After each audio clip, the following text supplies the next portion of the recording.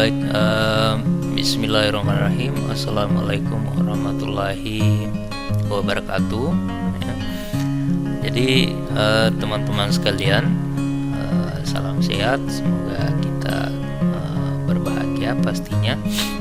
Ya, jadi pada kesempatan kali ini kita akan membahas terkait dengan peta stakeholder dalam aktivitas organisasi, ya, karena kita memahami secara saksama bahwa stakeholder dalam sebuah organisasi ini adalah salah satu hal yang penting, ya, harus kita perhatikan, harus kita analisis, harus kita ketahui secara bersama agar nanti dalam proses pengambilan keputusan tidak terlalu menuai pro dan kontra yang secara lebih signifikan, ya.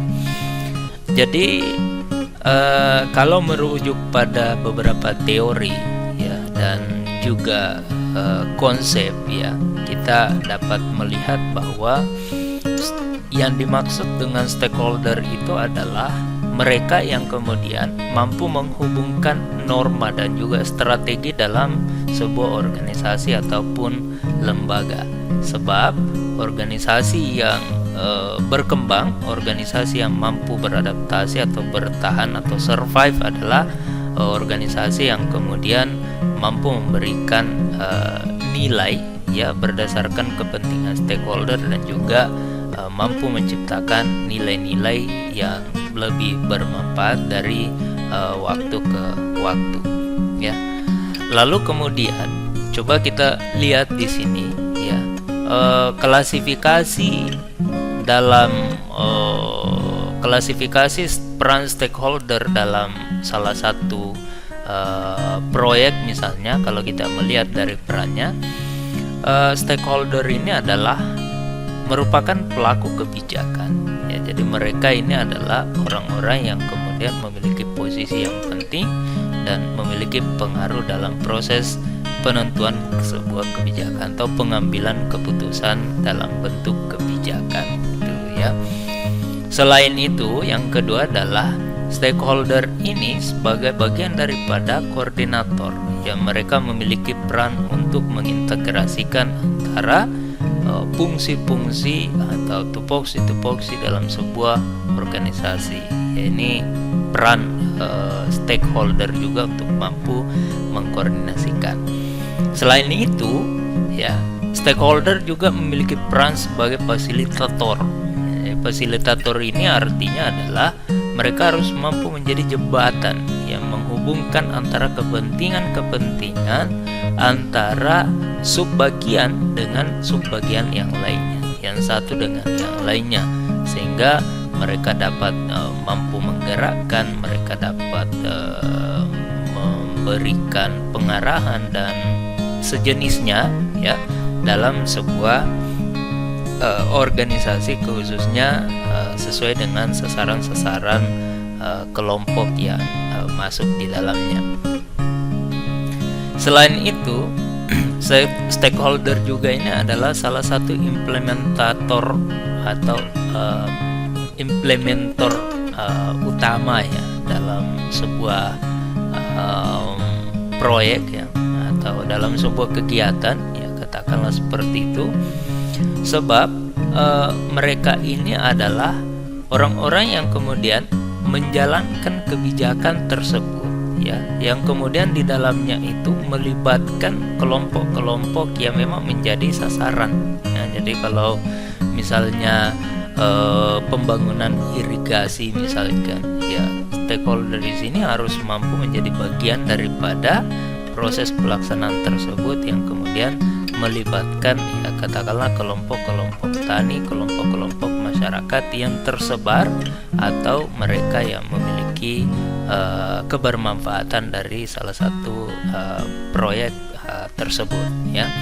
Lalu kemudian mereka harus mampu menjadi bagian daripada akselerator, ya. Akselerator di sini maksudnya adalah bagaimana memiliki peran untuk mempercepat, ya, memberikan kontribusi yang secara lebih nyata sesuai dengan atau terhadap program yang kemudian sedang berjalan, sehingga dalam prosesnya bisa lebih cepat tercapai dan lebih cepat terwujud, gitu ya.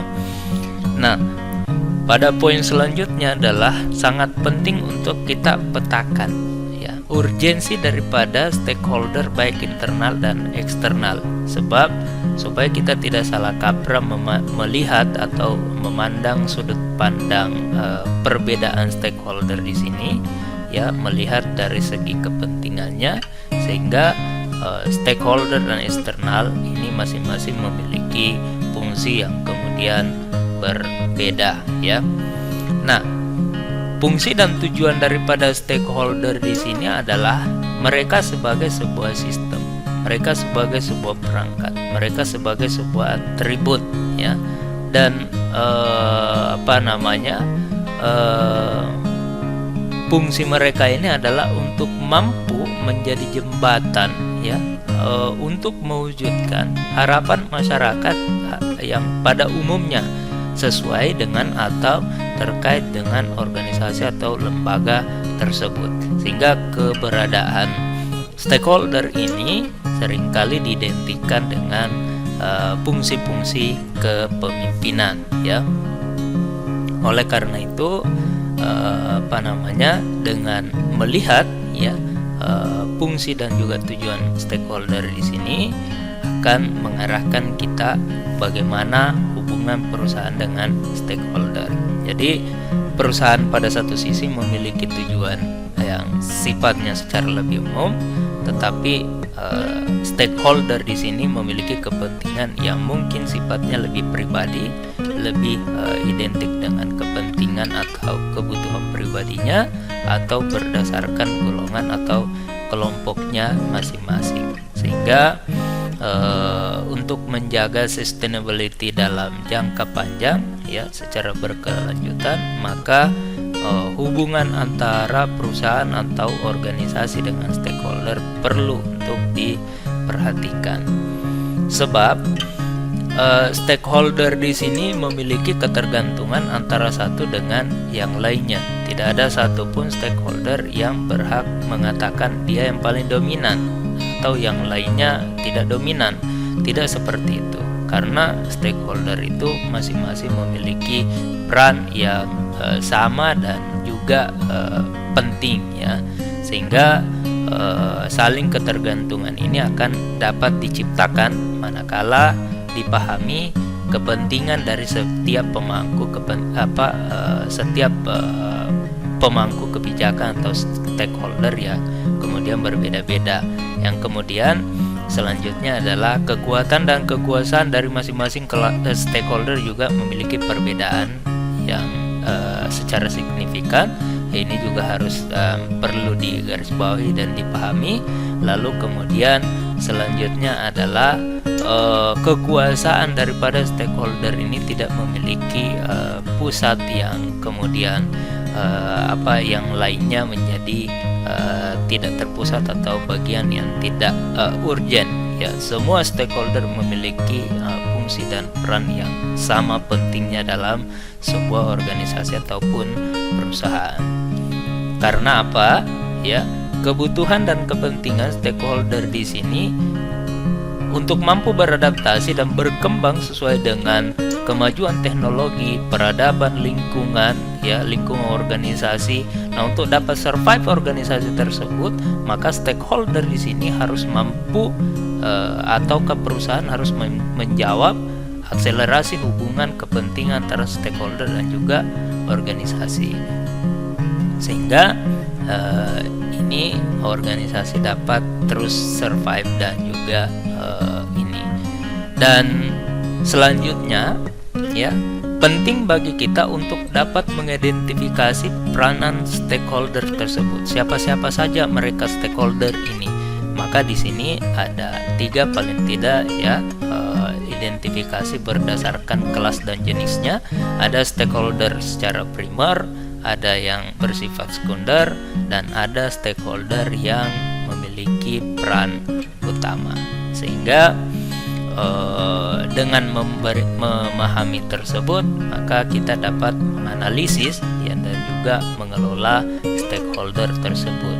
Karena bila mana kita tidak dapat menganalisis dan mengelola peran-peran stakeholder tersebut, maka kemungkinan besar kita akan menuai pro dan kontra dalam proses pengambilan keputusan. Tuh ya, khususnya dalam mengelola stakeholder di situ itu ya, dalam sebuah organisasi ada beberapa pendekatan-pendekatan yang dapat kita lakukan, seperti promoters, dependents, ya, latents, dan juga apathetics. Ya, ini beberapa langkah-langkah yang dapat kita tempuh, yang dapat kita lakukan dalam menganalisis dan juga mengelola stakeholder. Ya, sehingga dengan demikian, maka poin terakhir yang dapat kita pahami adalah jenis-jenis dalam pemetaan stakeholder tersebut. Ya, jadi dengan begitu kita akan memahami bagaimana peta stakeholder dengan 2 atribut, ya, bagaimana peta stakeholder dengan 3 atribut, dan juga yang terakhir bagaimana peta stakeholder dengan 4 atribut. Ya, itu sangat penting ya dalam proses pengambilan keputusan. Oleh karena itu, tentu ini sangat terbatas dan cukup singkat dalam video ini. Oleh karena itu, harapan tentu kita inginkan agar teman-teman dapat mengakses secara lebih mendalam teknis-teknis dalam pemetaan stakeholder dalam sebuah aktivitas organisasi ini melalui modul yang juga dapat diakses melalui laman website yang kami telah sediakan. Barangkali untuk pertemuan kali ini cukup itu saja ya. Tetap kita membutuhkan proses-proses untuk menggali informasi terkait dengan topik materi ini melalui penelusuran berdasarkan website, buku, jurnal, dan hal-hal lainnya yang kemudian relevan agar kita dapat memperkaya wawasan dan juga informasi kita, khususnya dalam pengambilan keputusan yang berdasarkan pada pendekatan pemetaan stakeholder berdasarkan aktivitasnya dalam sebuah organisasi. Demikian teman-teman yang perlu saya sampaikan pada kesempatan kali ini. Terima kasih. Assalamualaikum warahmatullahi wabarakatuh. Sampai jumpa.